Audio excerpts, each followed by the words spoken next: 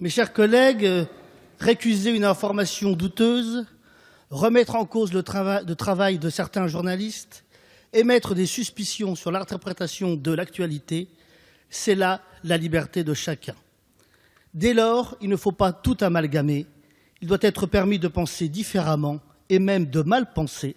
C'est alors le débat d'idées et d'opinions qui verra la vérité triompher et l'opinion se ranger du côté du vrai. La censure a priori, c'est déposséder le peuple de sa capacité de jugement, nier la pluralité de points de vue, supprimer les outils du discernement pour dire quoi penser et comment le penser. C'est admettre la défaite de la réflexion face à l'émotion.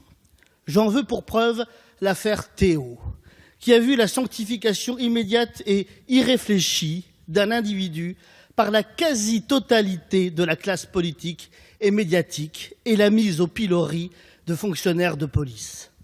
1 an et demi après, on voit le résultat. Heureusement que votre loi n'existait pas à ce moment-là. L'arsenal juridique est déjà suffisant pour condamner le mensonge, les diffamations, les appels au meurtre ou à la haine. Vous nous proposez là un texte liberticide, paranoïaque, infantilisant, au mieux inutile, au pire dangereux.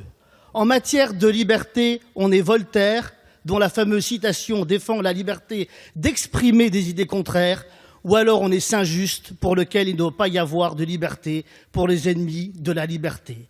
À l'heure où on ressasse les vertus de mai 68 et de l'interdiction d'interdire, quitte à se tromper, soyons Voltaire et pas Saint-Just. Je vous remercie.